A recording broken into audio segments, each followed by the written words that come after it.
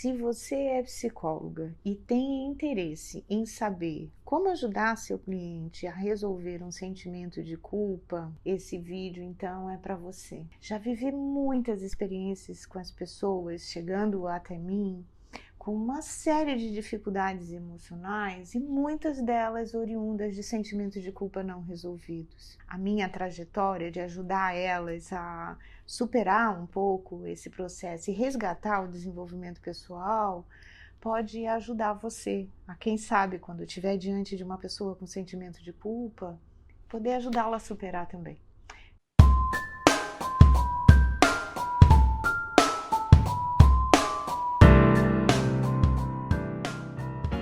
Meu nome é Anita Bacelar, eu sou psicóloga clínica, trabalho na perspectiva da abordagem centrada na pessoa e nos últimos anos da minha vida tenho estado por aqui no Espaço Viver, ajudando a passar um pouco das minhas aprendizagens para quem está iniciando na vida profissional. Então, espero que esse vídeo seja muito útil para você, na sua trajetória.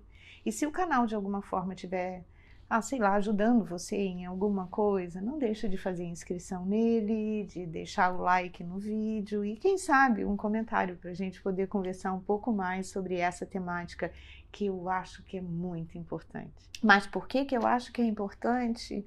Olha, porque eu vou arriscar dizer que não existe nenhum humano na Terra que não tenha vivido em algum momento sentimento de culpa. Ele é natural da gente e ele fala de uma consciência moral. Ele é a parte emocional que conversa conosco sobre alguns aspectos morais. Então, quando nossos clientes nos apresentam os sentimentos de culpa deles, eu percebi que a gente pode mapear em dois grandes caminhos, ou duas grandes fontes, tá? Talvez fonte seja legal. Vamos fazer duas trajetórias. Provavelmente, vocês vão reconhecer que as duas trajetórias vão dar na mesma postura nossa, no mesmo caminho de ajuda. Mas é importante que a gente reconheça sobre o que nós estamos falando, sobre que sentimento de culpa nossos clientes estão falando. Então, a primeira etapa de uma construção de uma relação de ajuda e de elaboração de um sentimento de culpa vem da nossa condição de psicólogo, de liberar nosso cliente para falar sobre a culpa. Olha, falar sobre a culpa não é uma coisa fácil, né? E ela não é uma coisa fácil, pelo próprio nome já diz, é que a gente já está se sentindo errado. A gente já está sentindo que a gente violou alguma coisa que a gente não poderia ter violado. E normalmente essa violação pode ter dois ângulos, dois caminhos. Um caminho é quando a gente vive uma experiência de reconhecer que prejudicou concretamente alguém. Já viveu essa experiência com o cliente? Já viveu essa experiência com você mesmo? A sensação física, o peso que isso causa em nós é enorme. É um sofrimento psíquico absurdo, porque envolve erro, envolve o que eu devia ter visto e o que eu não vi, envolve a nossa índole, envolve aquilo que a gente almeja como valor. Lógico que nós não temos os mesmos valores morais, todos nós, né? Mas sim, a gênese, a raiz do sentimento de culpa, quando eu penso em ter prejudicado alguém mais concretamente, ela vem de um desacordo, quando a gente cria um desacordo entre aquilo que a gente acredita na relação com o outro e aquilo que a gente acabou fazendo com o outro. Fica um desacordo entre o valor moral que está fundamentado em mim e o que eu acabei fazendo com o outro. Então, dar espaço para as pessoas falarem sobre isso é fundamental. Porque se elas ficam em silêncio, elas não conseguem encontrar novas saídas para elas. Então, ok, primeiro passo, vamos ajudar essas pessoas a falar sobre, ajudá-las a reconhecer o que é que de fato estava acontecendo na experiência no momento. Isso vai dar a chance dela de conhecer um pouco melhor ela mesma nas situações. Então, por exemplo, às vezes a gente não enxerga muito bem o outro porque a gente está repleto de necessidades e a gente está suprindo as nossas necessidades e a gente está querendo resolver as nossas necessidades. Os outros passam e a gente não vê. E como a gente não vê, a gente pode esbarrar neles, a gente pode de fato fazer alguma coisa com eles. Bom, mas nesse caso, se numa conversa com o cliente ele começa a perceber que ele prejudicou o outro, mas o grande motivo seriam as suas necessidades que não estavam sendo supridas no momento, então podemos ajudar esse cliente a reconhecer que ele precisa cuidar mais das necessidades dele. O que eu quero dizer com isso? Que as nossas ações, muitas das vezes, quando não são intencionais, elas têm um motivo para a gente estar fazendo isso e não é necessariamente para prejudicar o outro. Então, precisamos nos conhecer um pouco mais, conhecer um pouco mais as nossas atitudes específicas para a gente poder saber o que nos levou a fazer aquilo e não tentar somente evitar prejudicar o outro. Isso é natural da gente. Pode ser um valor nosso, quando eu falo natural nesse sentido, né? Porque pode ser um valor nosso, mas que de alguma forma a gente consiga identificar o que existe em nós que de alguma forma a gente não dá conta de enxergar o outro quando a gente está olhando o tempo inteiro para nós mesmos. Conversar sobre isso com os clientes ajudam a eles a se conhecerem melhor e aí talvez diminua um pouco a rigidez deles e, consequentemente, a visão que ele tem de si mesmo na relação com as pessoas. Eu já tive contato com pessoas que, reconhecendo que tem muita dificuldade de enxergar os outros, elas acabam anunciando e elas passam a dizer: me perdoe, eu tenho dificuldade de enxergar as pessoas.